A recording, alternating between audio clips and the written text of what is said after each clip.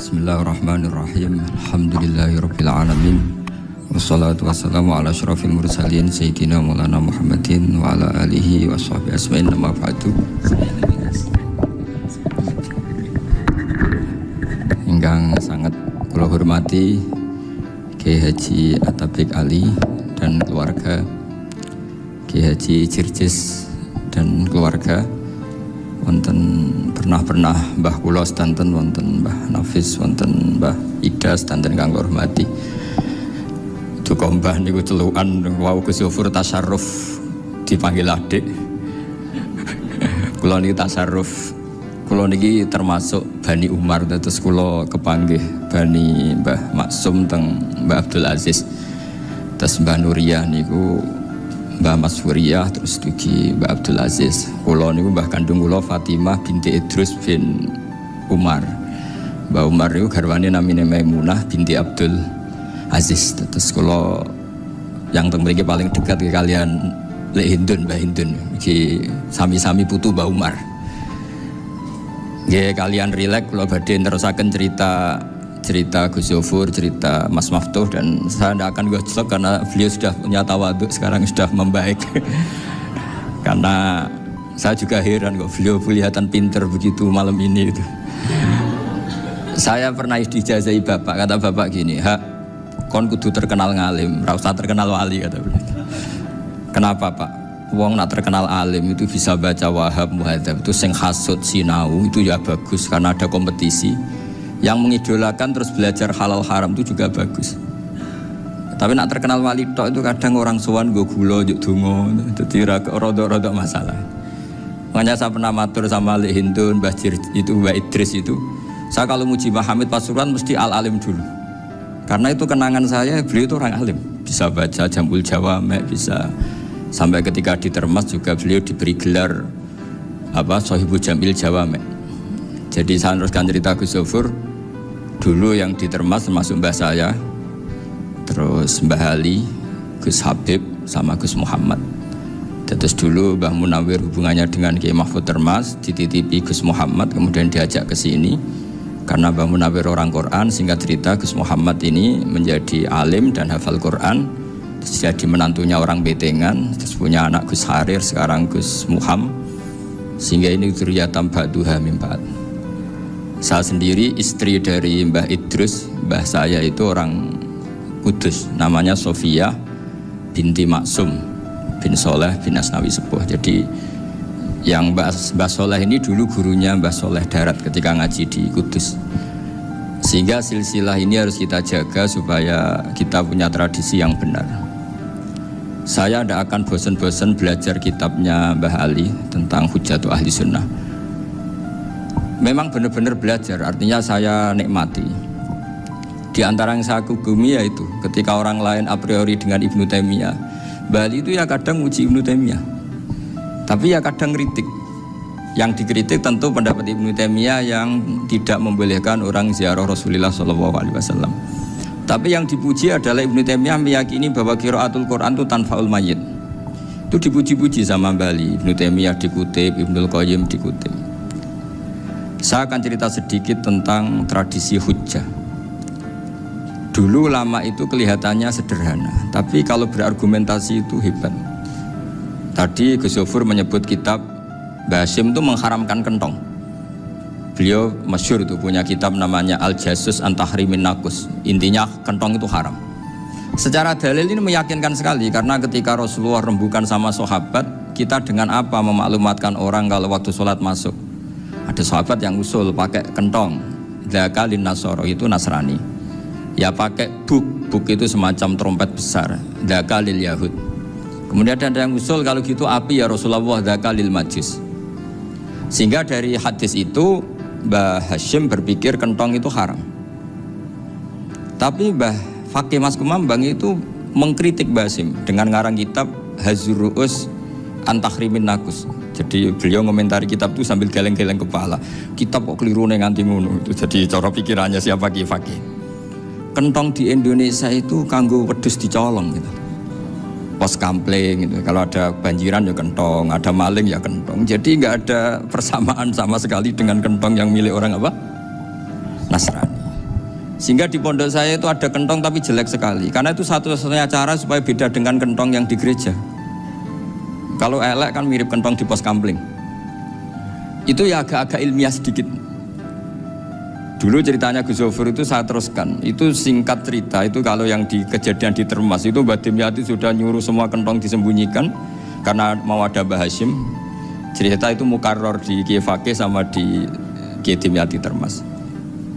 Setelah kentong dikumpulkan semua, Mbah Hashim datang, seneng, ngiranya Syekh Dimyati ini sependapat dengan beliau, yaitu sama-sama nggak ada kentong. Tapi setelah itu ada santri yang matur, Mbah Dim pun beres kentong pun kulo delikno sedanten. Itu di depan Mbah Hashim. Jadi GR-nya Mbah Hashim bahwa Mbah Dim itu sependapat akhirnya hilang. Ternyata ini akal-akalan toh gitu. Karena santrinya matur, Mbah Dim pun beres sedanten kentong beduk sudah disingkirkan. Itu di depan Mbah Hashim. Saking lugunya santri, nah saking ikhlasnya agak ngerti mahalus syahid ini adalah Mbah Hashim. Saya mau meneruskan cerita Gus Zofur. Dulu, ini cerita dulu. Dulu Mbah Mun ngaji di Lirboyo, tapi Kiai Makhrus ngaji sama Kiai Khalil Harun. Kiai Khalil Harun itu adik juga sekaligus muridnya Mbah Umar Harun. Mbah Umar Harun itu generasi kedua setelah Mbah Ghazali. Beliau menantunya Mbah Ghazali, tapi ya sudah ponaan. Sehingga tradisi ini penting karena saya berkali-kali bilang di mana-mana. Status orang tua dan mbah itu adalah terserah anak cucunya. Bukan terserah mbahnya, tapi terserah anak cucunya. Saya tidak akan bosan mengingatkan ini. Saya pernah di makamnya Nabi Yakub, itu ya dikemuli bendera Israel. Di makamnya Nabi Dawud. Nabi Ibrahim juga dekat sinagog. Sehingga Quran membela Nabi Ibrahim disebut maka anak Ibrahimu Yahudi wala Nasraniya. Karena ketika beliau berposisi di Israel, kemudian penguasanya adalah Yahudi, bisa saja makam ini ditulisi dan distatuskan ala Yahudi. Ya seperti Nabi Yakub. Nabi Yakub itu nabi yang kita yakin, tentu berkeyakinan beliau orang baik, orang muslim, orang mukmin, tapi karena di desain mereka ya dikemuli bendera Israel dan disebut Abul Yahud. Karena kita tahu nama lain dari anaknya Nabi Yakub adalah Yahuda bin Yakub bin Ishak bin Ibrahim. Sehingga perasaannya orang Yahudi menjadi Yahudi itu yang ngikuti mbah-mbahnya. Nah khawatir saya ketika buyut-buyut kita kaya. Buyut saya itu orang kaya dulu, namanya Badur Rahman. Itu kaya sekali, tanahnya banyak. Dulu cerita Mbah Hashim ya kaya sekali. Mbah Maksum juga kaya, Mbah Abdul Aziz juga kaya. Karena dulu itu inginnya kiai itu yo ketok sugih lah, gak ngel-ngelo santri. Tapi nanti kalau cucu-cucunya sudah tidak alim, itu tidak dianggap punya tanah itu karena untuk fasilitas santri. Aku tak kedonyan, mbah-mbahku ya kedonyan. Buktinya tanah yombo. Karena dia akan menafsiri sesuai cara berpikir. Makanya sanad keilmuan yang diceritakan Gus Zofur itu harus diulang-ulang. Kalau nggak diulang-ulang, maka kita akan berpikir sendiri untuk menafsirkan Masyayikhon al-Kiram atau Ajdadan al-Kiram. Nah, ini yang bahaya, yang sering Quran mengingatkan. Jadi ada status yang disematkan oleh anak cucu kayak orang Yahuda tadi, Yahuda bin Yakub bin Ishak bin Ibrahim, itu menstatuskan mbah-mbahnya yang bernama Ibrahim itu Yahudi. Sampai Quran sendiri yang bela maka anak Ibrahimu Yahudi wala Nasraniya. Karena secara geografis sekarang Ibrahim di Israel dan otoritas itu juga milik mereka, sehingga mereka bisa masang-masang atribut yang menunjukkan kalau itu Yahudi. Beberapa al-alim al-alamah yang minnah itu sudah wafat dan kadang-kadang dzurriahnya itu tidak kita. Kalau sekarang orang bahasakan kubu sebelah. Akhirnya ya nggak boleh dikholi, nggak boleh diziarah. Ya, terus seakan-akan yaktaduna bi ra'yi, seakan-akan mereka berpendapat dengan pendapat syekh ini, padahal enggak. Nah sehingga tradisi ketersambungan sanad tadi, baik secara genetik atau secara asbab, itu harus terjaga. Saya beberapa kali banyaklah sering diceritain Mbah Mun. Dulu Mbah Munawir ini cerita ya, Mbah Munawir itu saking senenge kitab, ben santri ini so ngaji kitab. Itu kalau ada alumni Lirboyo, alim disuruh baca muin di sini tuh Mbah Munawir ikut. Saking ingin tasjeknya, ingin ngajari santri bahwa ngapal Quran udah hafal tok, tapi yo paham. Dan penggalinya Mbah Munawir itu sampai klimaknya dulu Mbah Zaini itu nate nikah sama Nyai Komariah kalau nggak salah, binti Karim, binti Manap. Punya putra Gus Habib, Gus Toha yang diantara putrinya dinikahi Gus Rosin ini. Terus akhirnya kesampaian juga ketika Mbah Munawir punya mantu alim alama namanya Mbah Ali Maksum, angsal Nyai Hasyimah. Sampai pondok Kramcak ma'ruf bil ilmi, terutama ilmu sorof dulu karena Mbah Maksum itu komplain, fa'ala ya fulu kok terus fa'alan ya, fa'ala ya fulu ya uful gitu kan, masuk fi'il kok jejer isim gitu. Jadi dulu kata Mbah Mun itu ada persaingan ilmu sorof, sorofnya Mbah Maksum Ali Kuaron sama Mbah Ali Maksum Jogja. Jadi wali antok, yang satu Maksum Ali Kuaron, yang satu Ali Maksum. Ya itu dulu saingan ngarang sorof. Nah ini yang menang siapa? Ya terserah duriahnya. Kalau duriahnya keren ya menang karena terserah yang kampanye. Saya bayangkan adekan Mbah Zubair tidak punya anak sealim Mbah Mun, mungkin kalnya Mbah Zubair juga tidak sewow kalau punya putra Mbah Mun, karena saya berkali-kali bilang kalau dalam syair Arab itu kama takarroma, kadang dilafatkan kama tasyarrofa bi Muhammadin adnanu. Orang berpikir Adnan itu siapa? Itu karena ada Nabi Muhammad SAW. Orang mencari-cari Mbah Mun itu mencari Mbah Zubair karena ada Mbah Mun. Orang mencari Mbah Dahlan karena ada Mbah Zubair. Wong kok alime ngono iku bapake sapa? Wong kok alime ngono iku putune sapa? Tapi kalau kita ini sudah ndak alim, ini orang sudah nggak tertarik nyari-nyari leluhurnya karena dianggap selesai. Jadi yang dengan tanda kutip yang menghabisi mbah-mbahnya itu ya mesti cucunya. Ini mau ngamuk, mau peringatan, tapi ini juga peringatan pada diri saya sendiri. Jadi sehingga zuriyah ini penting. Kenapa para nabi mesti donga zuriyatan thayyibah? Kenapa selalu berpikir tentang zuriyah? Wa ja'alaha kalimatam baqiyatan fi aqibi. Karena zuriyah ini yang nanti bisa menstatuskan leluhurnya. Seperti tadi cerita Mas Maftuh ini, tak puji betul, saya hari ini tidak ingin gojlok supaya kewalian saya tidak tergerus oleh kedoliman. Saya pernah diceritain Gus Zofur, juga sering baca buku tentang Mbah Maksum. Dulu Mbah Maksum kalau wasiat kembali ya gitu, kamu harus NU dan harus mempertahankan NU, tapi tidak dengan cara membenci Muhammadiyah. Dulu Mbah Mun juga sering cerita, dulu Mbah Hashim tuh ngaji Syekh Mahfud. Nah Mbah Ahmad Dahlan dulu namanya Darwis sering ngaji sama Syekh Khotib Minangkabau. Zaman itu Syekh Khotib sudah modern, sudah ikut gerakan Abdu, gerakan Almanar, sehingga bawaannya Mbah Ahmad Dahlan ini agak agresif. Yang Mbah Hashim karena hanya mulazim di Syekh Mahfud, hanya sesekali ngaji Syekh Khotib, beliau lebih seperti itu. Dan dua beliau ini sama-sama pernah ngaji Mbah Soleh Darat di Semarang, Mbah Hashim sama Mbah Ahmad Dahlan yang dulu namanya Darwis. Jadi ini masih min minuskatin wahidah mimam bain wahid. Sehingga kita tidak kaget ketika Mbah Ali Maksum mengomentari Muhammadiyah itu masih ahli sunnah wal jamaah. Makanya nanti terakhir saya baca kitabnya Mbah Ali dan sering saya pelajari. Andai kan kita ini sepakat dengan ilmu, ya kita tahulah kalau Abu Hanifah itu tidak kunut, Imam Syafi'i kunut, berarti kunut itu mazhabnya Abu Hanifah, bukan mazhabnya Mbah Ahmad Dahlan. Apa tidak kunut itu mazhabnya Abu Hanifah, bukan mazhabnya Mbah Ahmad Dahlan. Kita kunut itu mazhabnya Imam Syafi'i, bukan mazhabnya Mbah Hashim. Ini semuanya masih dalam bingkai ilmu. Adzan qabla subhi juga riwayatnya jelas. Tidak adzan ya sudah, perilaku kita sudah jelas. Dulu Mbah Mun sering didik kita. Saya sering dengar cerita kalau dulu Pak Air Fakhruddin begitu hormat sama Mbah Ali, apalagi zuriyahnya Mbah Azhar Basir. Nah beliau dulu ngaji di Termas. Dulu itu nggak ada masalah karena semuanya dianalisis pakai ilmu. Tapi sekarang pakai identitas, yang kunut tuh NU, yang nggak kunut Muhammadiyah. Berarti Abu Hanifah itu Muhammadiyah, Imam Syafi'i itu NU. Berarti Imam Syafi'i itu ya anak buahnya Ki Miftahul Ahyar kira-kira gitu kan. Nah, karena anak buahnya Pak Said Akil. Kan terus jadi repot. Dulu kita ini pengagum ilmu, bukan pengagum perbedaan. Sehingga di sini yang saya kagum dari sekian ceritanya Mbah Ali Maksum, supaya kitab ini to the point, supaya nggak lama-lama karena waktunya juga. Nanti kalau kemalaman ini kena semprit ini sudah. Ini diantara yang diceritakan Bali itu unik. Imam Syafi'i itu sering tawassul, sering wasilah sama siapa itu? Abu Hanifah. Ini sudah tak petakan, saya baca yang sensitif lah. So, yang ini ya. Ziyad al-Babus Samin, terus sebentar ini yang bab tawassul.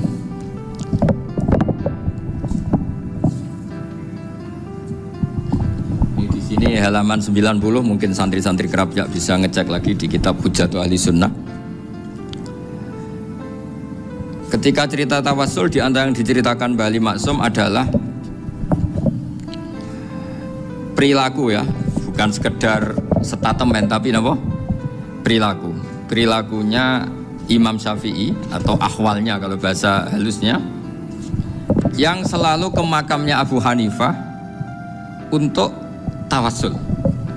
Padahal Imam Syafi'i itu orang yang secara ilmu sering kritik Abu Hanifah. Jadi ini saya baca ini di halaman 100, jadi tawassul mulai halaman 9 berapa ini sampai halaman ini yang qala sami'tu Syafi'iyya yaqul inni la atabarraku bi Abi Hanifah wa aji'u ila qabri fi kulli yaumin za'iran fa idza uridat li hajatun shallaitu rak'atain, halaman 100, waji'tu wa sa'altu wa ta'ala al-hajat indahu fama tab'udu anni hatta tuqda.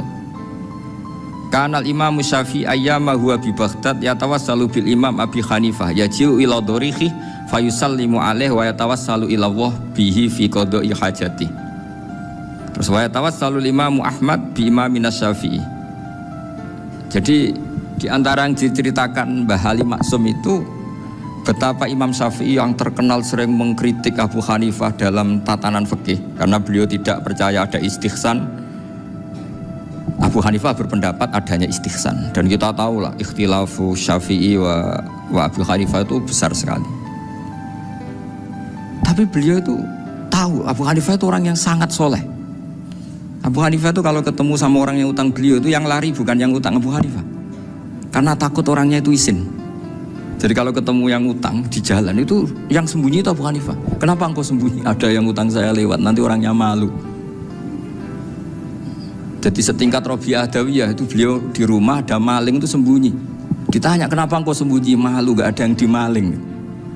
Malu sama malingnya karena serumah itu gak ada barang yang layak dicolong itu. Itu Robiah dia sembunyi. Itu yang bisa niru itu Abu Hanifah. Jadi wali-wali besar ini ternyata saling menghormati dan saling tawassul. Nah saya berharap tawassul ini bukan sekedar perilaku sosial, tapi memang ada sanadnya. Sehingga terus diceritakan Bali di sini dulu istaqa Umar bil Abbas. Kata siapa tawassul harus dengan Rasulullah SAW? Dulu istaqa Umar bil Abbas. Sayyidina Umar itu tawassul istisqa dengan Sayyid Abbas. Padahal kita tahu Sayyid Abbas ini tidak nabi. Terus beliau cerita sampai Imam Syafi'i tawassul sama Abi Hanifah.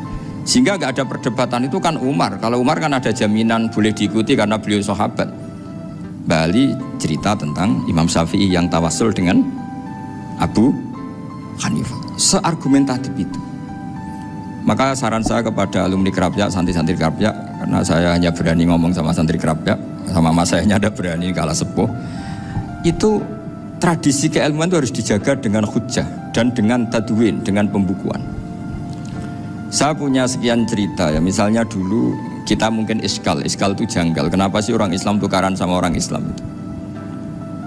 Sehingga di antara doa Nabi yang enggak dikabulkan Allah, enggak boleh dikabulkan sama Allah, enggak boleh, bukan berarti enggak mustajab. Redaksinya famana aniha, memang enggak boleh. Redaksinya bukan falam yastajib lahu tapi famana aniha. Di Al-Marrah As-Salisa ini Nabi dilarang, yaitu melarang umat Islam itu jangan sampai tukaran sama umat Islam sendiri. Itu kata Allah, ya enggak bisa kata Allah, kalau itu tidak saya kabulkan. Itu dulu guru-guru kita nyontohkan sederhana. Kira-kira kalau saya tukaran wek Gus Zofuru, Mbah Mun luwih ikhlas dibanding ditukari wong liya. Nek ana kakak ditabuk adik, wong tua luwih ikhlas dibanding ditabuk tangga. Barokahnya membaca kita lebih mentoleransi. Kalau ada Mbah Hashim dikritik Mbah Fakih Mas Kumambang, kita ikhlas itu. Tidak dikritik guru PAUD itu kan, atau dikritik orang-orang yang nggak bisa ngaji. Artinya ternyata keliru kita bilang kiai kok tukaran. Justru bagus kiai tukaran dibanding kiai dikritik guru PAUD atau dikritik orang-orang yang nggak bisa baca kitab. Akhirnya barokahnya baca kita menjadi tahu. Dulu Mbah Mun sering cerita, ini masih cerita silsilah ya. Jadi Mbah Ali Maksum tadi kita tahu di antara guru besarnya Mbah Ali Maksum tentu Mbah Mahfud Termas. Beliau adalah adik dari Kiai Mahfud Termas. Mbah Dimyati ini adik Kiai Mahfud Termas. Itu punya saudara namanya Abdul Razak, juga punya saudara namanya Dahlan, itu yang membawa Thariqah Sadiliyah di Solo Raya, yang sekarang alhamdulillah diteruskan Gus Wafi. Dulu diantara pesannya Mbah Mun ke saya, hak Wafi kandani kon ziarah ning Mbah Dimyati. Mergo Thariqah Sadiliyah dulu itu yang bawa keluarganya Mbah Dimyati. Jadi semuanya ini masih dzurriyyatan ba'duha min ba'd. Nah pesan saya karena tadi Mbah Munawir yang termasuk orang pertama yang bawa Quran, bawa qiraah sab'ah. Kenapa saya bilang termasuk? Karena kalau bilang paling pertama ini nanti butuh data. Dan itu agak kerepotan. Nah, tapi yang jelas mimman istahara lah. Mimman istahara yang membawa sab'ah ke sini itu adalah Mbah Munawir. Terus beliau ngajarkan diantaranya ke Mbak Arwani pakai kitab Satibi, pakai kitab Nazmus Satibi. Terus Nazmus Satibi itu diteruskan oleh Mbak Arwani, ditulis. Yang nulis dulu Mbak Dola Salam. Bapak saya itu murid Mbak Dola. Dulu Mbak Dola sebelum ke Mbak Arwani ngaji sama Ki Said di Sampang. Bapak saya sebelum ngaji di Badola sudah hafal Quran lewat buyut saya sendiri namanya Ki Zubaidi. Yang Ki Zubaidi akhirnya jadi menantunya Mbak Ahmad Su'eb. Jadi buyut saya kandung ini namanya Sofia, itu asal keluarga Lasem, yang adiknya Sofia ini punya adik Badiah yang jadi ibunya Ki Sahal. Terus Ki Sahal punya Mbak Yu namanya Muzayanah, punya di Garwa Ki Mansur punya anak Gus Qayyum. Jadi dulu ibu saya, ibunya Gus Sofur, ibunya Pak Maftu itu semuanya di Lasem. Karena saya dari keluarga Gen ya Lasem, dari keluarga sanad guru ya Lasem. Tapi Lasem Badawi itu dulu ngajinya di Mbah Umar Harun di Sarang. Nah, Mbah Umar Harun ini menangi Sayyid Ahmad Zaini Dahlan. Sayyid Zaini Ahmad Zaini Dahlan ini punya cucu keempat yang hidup di Sedan, terus makamnya di Lasem, namanya Habib Haidar, itu yang nulis biografinya Mbah Maksum. Mbah Maksum bukan Bali, biografinya Mbah Maksum. Itu ditulis oleh Habib Haidar, namanya Haidar bin Hasan bin Sodaqoh bin Ahmad Zaini Dahlan. Nah, Habib Haidar ini menantunya Sayyid Hamzah Sato. Hamzah Sato itu Hamzah bin Abdullah bin Umar. Itu kakaknya Sayyid Abi Bakar Sato, Sohibul I'anah. Nah, Sayyid Umar ini yang dulu ngajari mbahnya Mbah Mun namanya Ahmad bin Su'eb. Nah, di antara ajarannya adalah baca kitab-kitab kecil yang bisa dihafal. Dibawalah ke sarang jadi metode muhafadzah. Tapi kemudian lama-lama oleh pondok itu jadi syarat kenaikan kelas. Dulu nggak ada muhafadzah untuk kenaikan kelas ya, supaya orang alim itu harus hafal. Lama-lama dipakai syarat untuk muhafadzah. Jadi semua ini sanad harus kita ingat supaya kita bisa menjaga tradisi. Termasuk tradisi ini kiai seneng jagungan, terus ngomong rapente gitu. Itu juga sanad.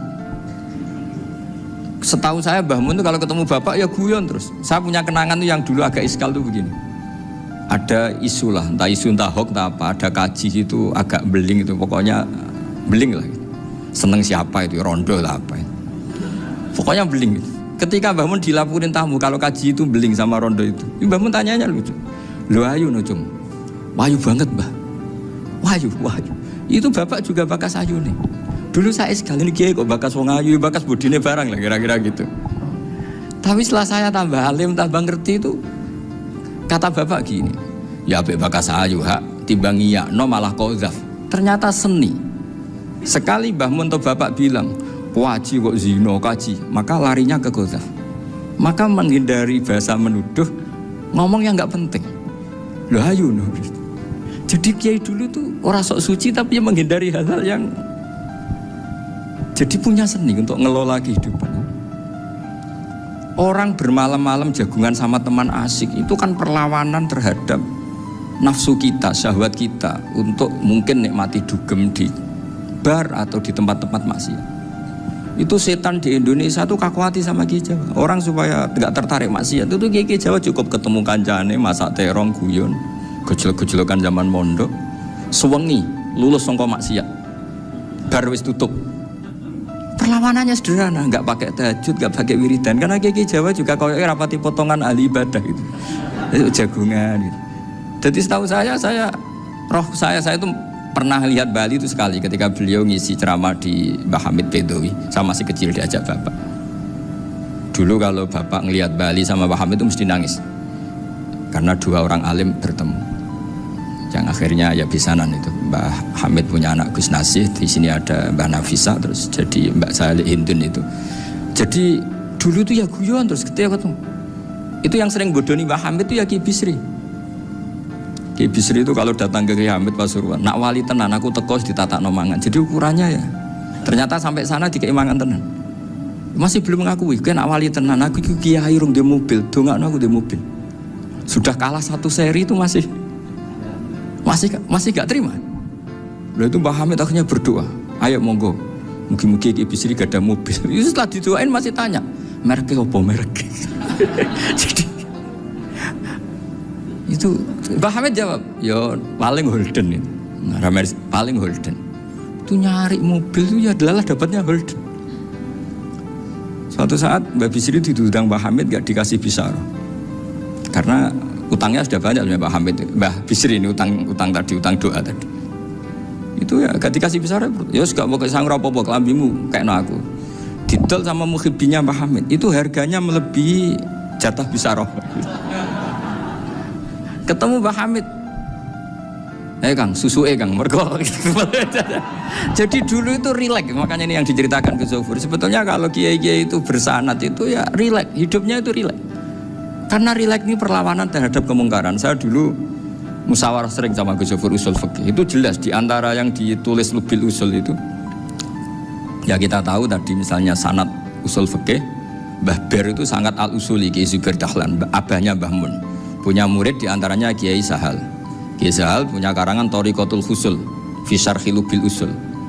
Itu Thariqatul Husul itu beliau ngendikan dalam mukaddimah bahwa saya bisa mensarah ini berdasar ngaji maknani sama Mbah Zubair. Terus beliau mengutip sarah itu dari kitab Nailul Ma'mul. Beliau ngendikan binus khotin khotiyah ghairi matbu'ah. Dan itu ditemukan di Kiai Mansur di Lasem, karena Kiai Mansur iparnya Mbah Sahal. Mansur bin Khalil itu diantara katibnya Syekh Mahfud. Jadi semuanya ini sambung. Mbah Ber saking ahli usul fikihnya, kalau ngajar usul fikih itu kalau guyon takriran saya ini lebih memahamkan ketimbang sarah. Ya sudah, terus Mbah Zubair Kiai Fakih, terus Syekh Mahfud.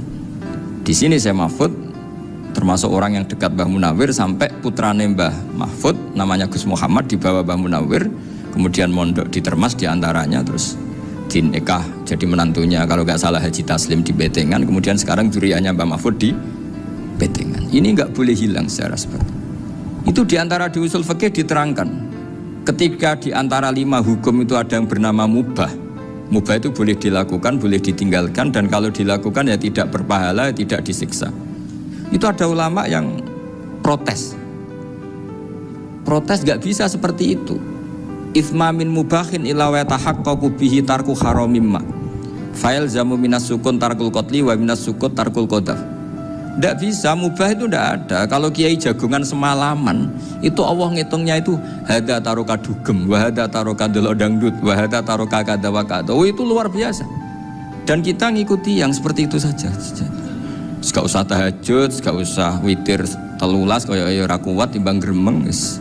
Sewengi jagungan, setan ngenteni kita tergoda maksiat, ternyata maksiatnya sampai tutup, kiainya masih apa? Jagungan.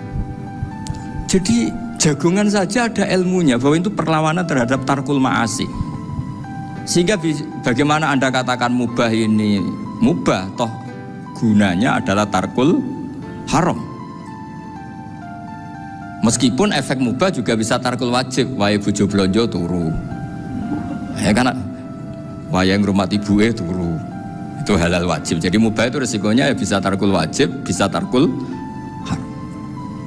Sehingga kalau sanad ini terjaga secara baik, secara kultur, saya sering juga sakuan sama Gus Zofur itu mesti tak niati gitu. Jagungan wong alim kuwi ibadah, dan menikmati ibadah adalah dabul auliya wa dabul ulama. Kata Imam Ghazali, pada akhirnya waqud buhadaddin al-istilzat bil mubahat. Kata Imam Ghazali, pada akhirnya qutbu hadaddin, madaru hadaddin, pokok dari agama ini adalah melawan kemaksiatan dengan kita menikmati al-istilzat bil mubah. Kita menikmati sesuatu yang dibolehkan Allah Subhanahu wa taala. Dan seperti ini itu bisa qasmu dhuhri syaitan, bisa menghancurkan punggungnya setan. Karena kalau melawan setan dengan ibadah ini kadang kita capek selain isra potongan. Tapi nak kangkang ning komplek H gitu jagungan mbek kancane, ngenang melarate, mbok ngenang ras sekolah ra munggah, kenangan sing ra munggah diarani istiqomah. Gitu kan diarani tulus zaman, kok sing munggah dianggap kesusu. Saya ini punya pondok Quran, kalau ada yang hafal 3 tahun mesti digojolkan saya ini. Gak apik kesusu itu. Kesusu itu mesti tidak barokah karena tergesa-gesa apa? Hatam. Sehingga yang nggak hatam-hatam itu kayak partai mayoritas. Ini yang partai tulis zaman katanya. Ahli sobri katanya. Akhirnya di pondok gara-gara itu mau guyon, tapi nggak ada stigmasi yang saya nggak naik. Di pondok sarang itu saya punya temen itu banyak yang sekelas dengan saya, sekelas sama Gus Kamil, akhirnya sekelas dengan Gus Sofur. Padahal saya ini kakak kelas. Saya temannya Gus Kamil, temannya Gus Sofur. Ini anak ini nggak pernah naik. Itu nggak dinyek, nggak dicibir di pondok. Karena guyonan tadi, guyonan bahwa ini bagian dari bentuk apa? Istiqomah. Nanti yang goblok juga tenang. Karena kiainya cerita, kadang santri goblok ya barokah. Di sini pondok akeh santri ora tau sinau ning omah dadi kiai gede. Selalu kiainya tuh cerita seperti itu. Akhirnya sing goblok ya bangga dengan kegoblokannya. Iya, jadi kiai itu orang yang meskipun guyon ini barokahnya Masya Allah. Dan setahu saya kiai-kiai alim itu ya senengannya guyon, karena tadi guyon itu luar biasa. Bapak saya itu kalau pesan sama saya itu enak ngaji is guyon nice. Wong ning omah mikir utang, mikir wedi bojo macam-macam kok ngaji kok jak nangis pisan, nangis ping pindho gitu. Sudah jak guyon ae. Paling gak lali. Gitu. Dan beliau punya dalil kul bi fadlillah bi rahmati fa bidzalika falyafrah. Jadi jangan sampai orang ini farah bil maksiat, jangan sampai orang itu. Dan ini yang saya kenang dari sekian cerita murid Bali. Mbah Ali Maksum yang senangane guyon. Gejol-gejolkan mbek santri guyon. Ini saya maklumatkan ke semua santri beliau bahwa ini bukan sekedar guyon, tapi al-istildad bil mubahat. Ini adalah perlawanan terhadap setan karena banyak orang bisa senang tuh kalau nunggu maksiat. Ini bisa senang dengan sesuatu yang tidak maksiat. Itu kayak apa hebatnya? Makanya Nabi itu kalau ketemu sahabat ya sering ngendikan yang ringan-ringan. Ya Umar ma'afalan duher jong mana piye ije. Kalau ketemu anak kecil ya. Nanti ketemu yang tua-tua yang sudah nggak bisa mikir, ya tetap riang. Sehingga ada cerita dalam sebuah tafsir. Ya saya ulang lagi, ada cerita di sebuah tafsir.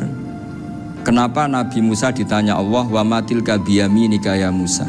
Ma'ana wa ta'ala a'lam. Tentu Allah sangat tahu yang dibawa Musa itu apa. Karena Allah tahu Nabi Musa itu grogi. Orang dipanggil Wali Maksum pasti grogi, santri dipanggil Mbah Mun pasti grogi. Kenangan saya setiap dipanggil Mbah Mun ya mesti tanya yang ringan-ringan, wis sarapan ya. Arung sarapan ya sarapan. Pas sarapan ya kan tanduk mangan sing enak, wong santri ora tau mangan enak. Ya enggak pernah ngomong yang penting, ngendikan yang penting. Nah, karena Nabi Musa ini grogi, ini sebagian tafsir. Itu ditanya yang ringan, saake iku nggawa apa? Karena pertanyaannya ringan, Nabi Musa juga ringan. Ya Nabi Musa itu sampai lali iku pangeran sing ya'lamu sirra wa akhfa. Diterangno. Niki tongkat Gusti. Gunane kathah Gusti tongkat iki. Qala ya aso ya atawakkau 'alaiha wa ahusyu biha 'ala ghanami wal ya fiha ma'arifu ukhra. Oh, tongkat Gusti niki penting Gusti. Nggih nak. Nggih macam-macam lah Gusti. Atawakkau 'alaiha wa ahusyu biha 'ala ghanami kangge menghalo kambal. Masih terangno terakhir dan yang lain-lain Gusti. Wal ya fiha ma'arifu ukhra. Sehingga akhirnya rileks. Karena Nabi Musa terus ngerti. Ternyata ketemu pangeran itu gak seserem yang saya bayangkan gitu. Pertanyaannya ringan. Itu ada ilmunya. Tapi cerita ini yang versi tafsir ini tidak yang seperti di Manaqibul Ghazali. Di beberapa kitab tentang Manaqibul Ghazali diceritakan di alam roh Nabi Muhammad SAW itu yubahi bi ummati, saking yubahinya sampai ngendikan ulama ummati ke anbiya'i Bani Israel. Ulama umatku itu pinternya atau statusnya itu mirip-mirip lah. Kaf itu ya mirip-mirip kayak ulamanya nabinya Bani Israel. Akhirnya Nabi Musa itu tersinggung sekali, bagaimana mungkin ulama disamakan dengan apa? Nabi. Sehebat-hebatnya ulama itu kan tidak akan yabluhu darajatan nubuwah atau yartaqi ila darajatin nubuwah. Itu akhirnya ya kalau kamu nggak percaya panggil. Yang dipanggil Imam Ghazali. Ya Nabi Muhammad juga gak mau kalah gitu. Kalau manggil ulama RT ya kalah keok gitu. Akhirnya Imam Ghazali datang, ditanya sama Musa, Mas muka nama kamu siapa? Ana Muhammad bin Muhammad Al-Ghazali At-Tusi Asy-Syafi'i. Itu disebut panjang sih. Terus Nabi Musa guyu-guyu. Kamu ulama kok ngomong yang gak penting, ditanya namanya kok penjelasannya sepanjang itu, dianggap itu satu kesalahan. Masa tanyanya nama kok ditanya Jawabnya Muhammad bin Muhammad Al-Ghazali At-Tusi Asy-Syafi'i, kepanjangan ini. Ketika Nabi Musa agak mencibir, agak gimana itu, terus Imam Ghazali, kalau ini masalah, lebih masalah jenengan. Apa itu? Yang tanya jenengan tuh Allah, ya alamu sirra wa akhfa, dan Allah hanya tanya wa ma tilka biyaminika ya Musa. Harusnya jenengan jawab asoya titik, bukan kepanjangan. Atawakkau 'alaiha wa usybiha itu kepanjangan. Allah tanya yang di bawah kamu itu apa? Yang di tangan kamu. Harusnya jawabnya hanya asoya. Tapi kenapa penjelasannya sepanjang itu gitu? Sampai terakhir waliya fiha ma'aribu ukhra. Terus pinter tenan kayak gitu. Terus ada Nabi Musa terus bilang, ya pinter tenan aja gitu. Padahal kita tidak pernah GR seperti itu, kan kebetulan Imam Ghazali gitu. Kalau yang lain mungkin ya keok lah kira-kira gitu. Tapi ini cerita dalam khazanah keilmuan. Benar yang dikatakan Gus Zofur. Saya termasuk orang yang pernah mondok Lirboyo Pasanan. Jadi setelah saya disuruh nemani Gus Kamil, tahun berikutnya Gus jenengan disuruh. Pokoknya anakku mbah sak wulan lah kudu tahu mondok Lirboyo. Biar aku tahu ngaji Wakarim. Terus yang disuruh mbaturi Gus Kamil itu saya. Jadi saya pernah 1 bulan tuh di Lirboyo. Karena saya ini santri beling ya, kontraknya pokoknya penting ziarah Bakarim. Biasanya nggak pernah ngaji, pokoknya ngerbar ngisa. Ziarah ya sudah. Ngaji subuh ingat saya sama Gus Imam. Itu dari 17 hari ingat saya ngaji 2 kali. Tapi kalau ziarah ke Bakarim sudah lupa jumlahnya karena memang kontraknya disuruh ziarah. Sampai seperti itu. Dan saking senengnya bangun sama Bakarim saya masih ingat. Ngamplopi salam template itu masih ingat untuk Gus Anwar, untuk Gus Imam, untuk Gus Kafabi, termasuk untuk Gus Maksum. Itu malam-malam saya dijak ngamplopin. Zaman itu saya masih ingat Selawewu. Zaman itu kos 1 bulan itu 13.000. Jadi kira-kira kalau 25.000 itu untuk kos 2 bulan. Jadi saya krusnya itu pakai kos. Saya masih ingat Mondok Sarang itu kos 1 bulan 13.000. Berarti kira-kira 500.000 itu di amplopin sendiri sama Bang. Ini untuk Gus War, ini untuk Gus Imam, ini untuk Gus. Padahal Gus Imam ini mondoknya sudah dibangun. Itu bangun hormatnya sampai untuk jatah salam template. Nah yang ribet kebalikannya, kita pulang Gus Imam karena melihat Gus Kamil ini putrane Mbah Mun, Gus Kamil disangoni. Saya juga disangoni karena Gus Imam dulu ngaji juga sama Pak D saya, sama keluarga saya. Itu kata Gus Kamil setelah keluar, mau kamu nih gua abal, boten berarti gua aku. Karena ini penting, ini kalau sampai dianggap tukar guling, ribet nih. Jadi ditakwil sendirilah, mau kamu nih gua abal ya, boten yes berarti halal. Tapi sama Mbak Mun ya ditanya. Ditanyanya bukan apa karena untuk meneruskan tradisi bahwa kalau kiai ketemu itu ya saling memberi hadiah, saling itu sudah faqatimu baina adina juakum apa? Sotaku. Sehingga ketika Krapyak ini punya Bali Maksum alim alama, kemudian melahirkan murid-murid yang juga ipar kayak Mbak Warsun bisa ngarang apa Kamus Al-Munawwir, Pak Bik juga punya karangan Kamus Al-Mu'asir. Saya tuh punya semua. Karena ini adalah buah dari bahwa kita ini tidak kalah sama produk-produk yang di sana. Bahwa produk di kita ini sudah cukup untuk mengantarkan orang menjadi alim alama. Dulu Mbah Zubair ke Mekah ya sudah alim alama. Gus Zofur ke Al-Azhar sudah alim. Semua teman-teman kita ke Mekah itu sudah alim semua. Padahal produk mondoknya ya tadi. Mau digojlok kiai ini, terus mangkel be keamanan biasanya itu. Biasanya musuh besar pondok itu keamanan. Jadi ya bukan berarti gojlok ibunya Gus Maftuh enggak, biasanya keamanan tuh musuhnya apa? Banyak. Jadi cerita-cerita saya mohon sekali murid-murid Krapyak jangan hanya ngaji fikih. Kalau hanya ngaji fikih itu posisi Abu Hanifah itu seakan-akan nyuwun sewu orang yang sangat tidak ahli hadis. Karena beliau di situ kelihatan kalah sekali dengan Imam Syafi'i.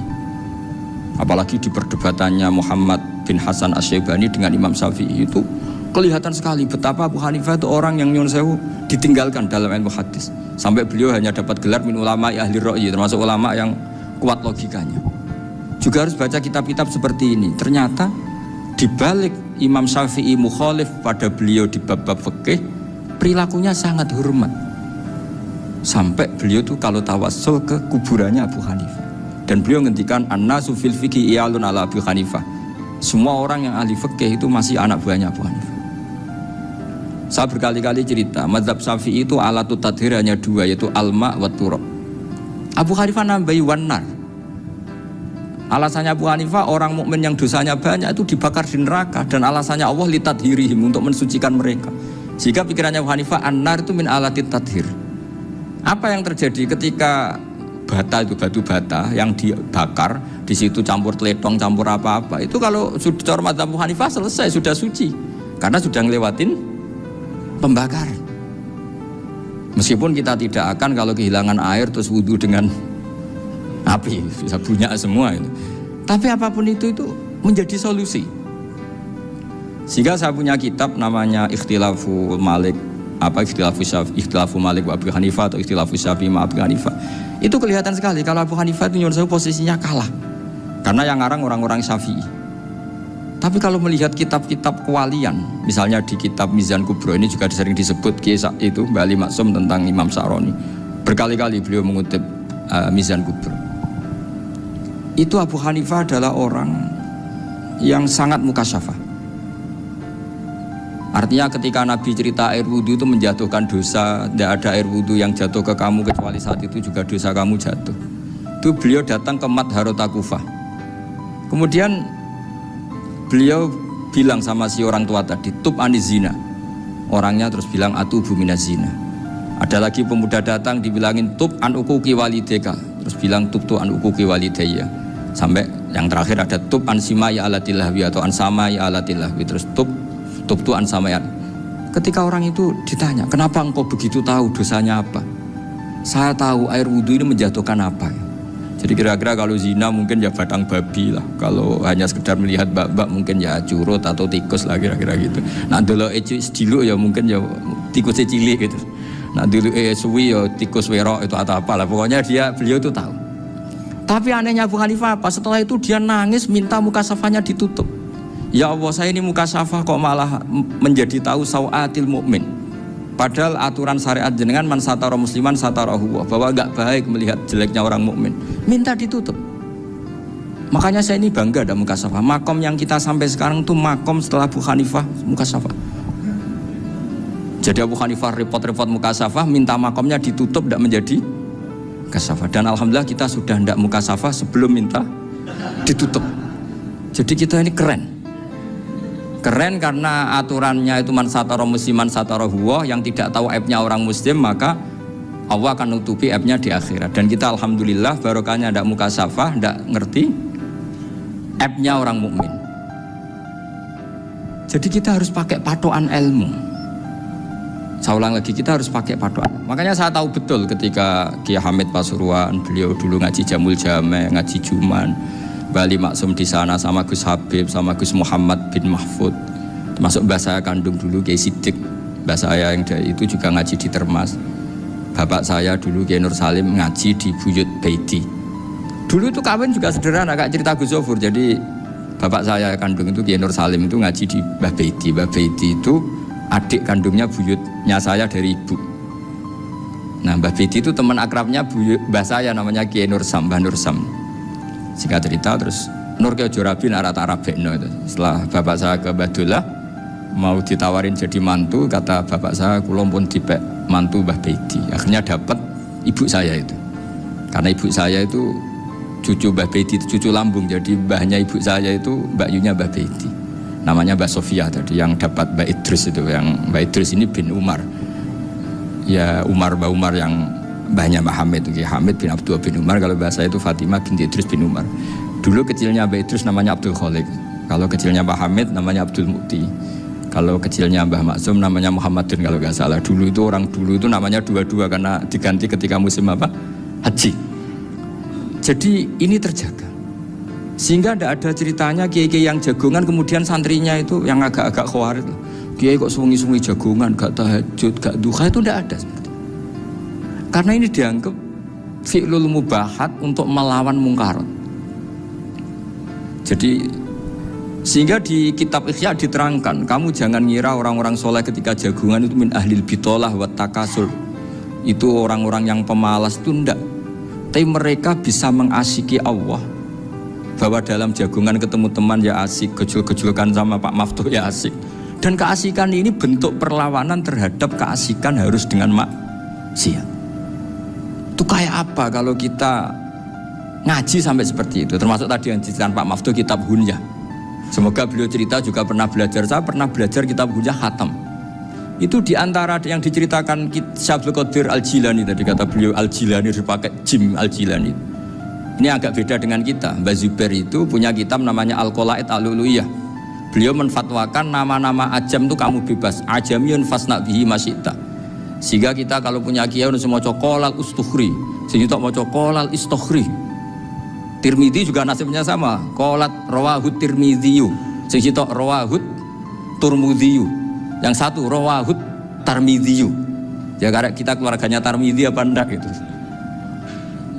Makanya kata Mbah Mun sama masih ingat. Kata cerita Gus Zofur tadi, adabnya Gus Zofur itu cerita tentang keluarga ibunya. Padahal keluarga ibunya juga orang-orang soleh yang luar biasa. Itu kata Mbah Mun, kowe roh jenenge Imam Bukhari tahu ya. Jenenge sapa? Saya nyebut Muhammad bin Ismail bin Ibrahim bin Muhirah bin Bardasbah. Lah iya Bardasbah mbok waca Bardisbah yo. Lah cara kene mbok Parmin mbok Parlan. Jadi Bardisbah mbok Bardasbah iku cara kene yo Parmin mbok. Iku rak Mbah Fadl Senori dadi kabeh diwaca Arab. Jenenge Mbah Umar Harun. Dhisik yo wong sarang Mbah Harun mbok kira nang yo ora roh wong dhisik yo wong kuno.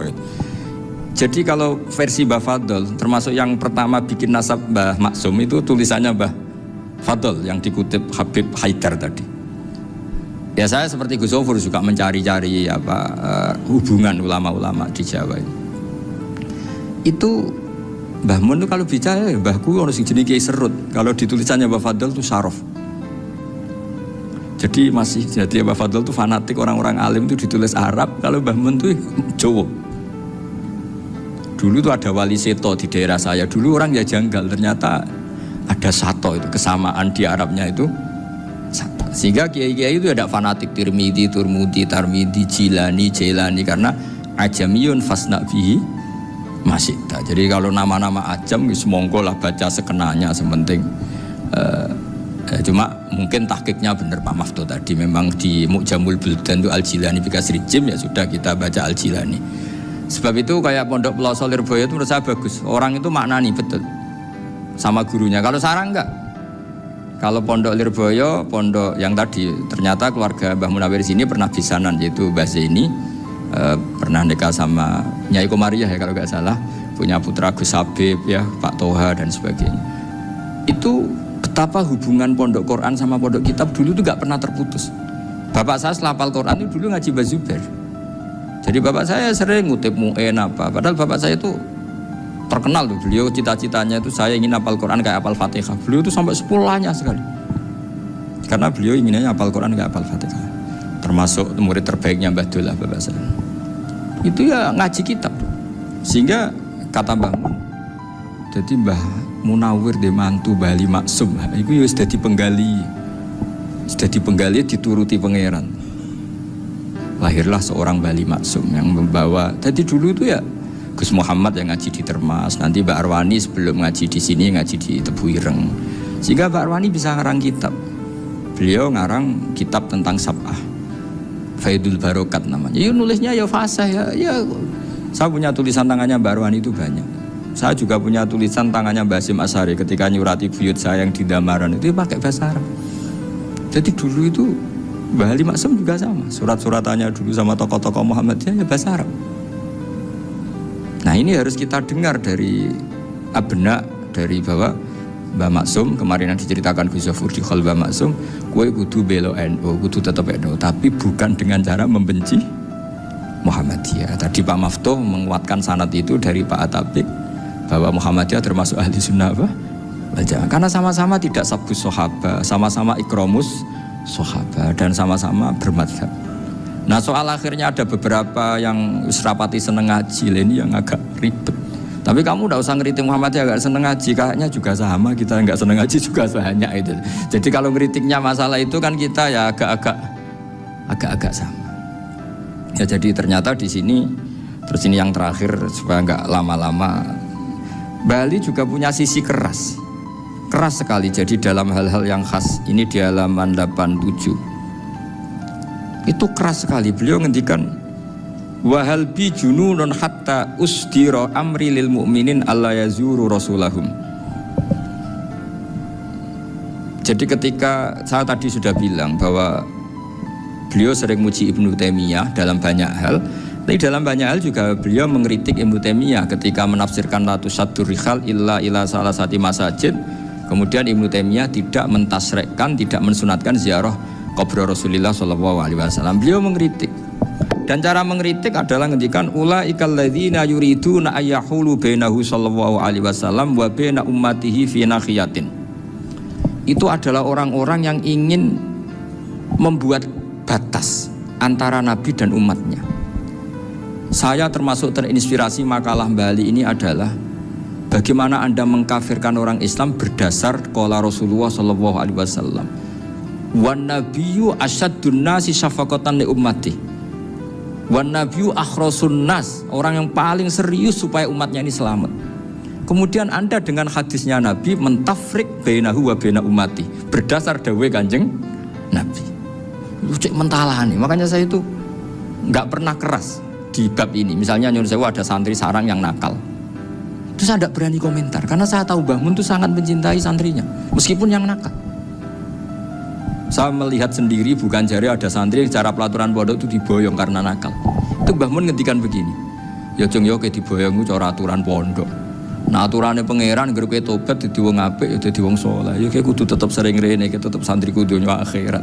Soal pondok ya ben ana aturan, ben menjen kowe nakal nemen ya diboyong, tapi kowe tetep wong apik. Jadi karena kita tidak mungkin mentafrik bainahu wa baina talamidhi. Kita tidak mungkin mentafrik baina nabi wa baina ummati karena nabi adalah apa? Asyaddun nasi syafaqatan li ummati. Sampai saking sayangnya nabi itu ngendikan syafaati li ahlil kabair min ummati. Lho koyo apa baiknya nabi? Ora melok nakal, ora melok maksiat, tapi melok nanggung swargane. Iku waktu gali sampean wis kowe utang gak apa-apa, bangkrut gak apa-apa, sing nyaur bapak. Gua sampean ngono top tenan. Anake yo ngawur tenan maksudnya, tapi top. Lah nabi ku umate sing dosa iku umate, nabi sing nyuwun sewu, cara Jawane sing kangelan nyafaati. Karena nabi gak boleh dipisahkan dengan umatnya. Makanya kata Bali Maksum, ulaikal ladzina yuriduna ayyahulu bainan nabi wa baina ummati. Itu mereka adalah orang yang ingin memisahkan nabi dengan umatnya. Masa kita ngafirkan umatnya nabi berdasar dawuh nabi? Itu kan sama.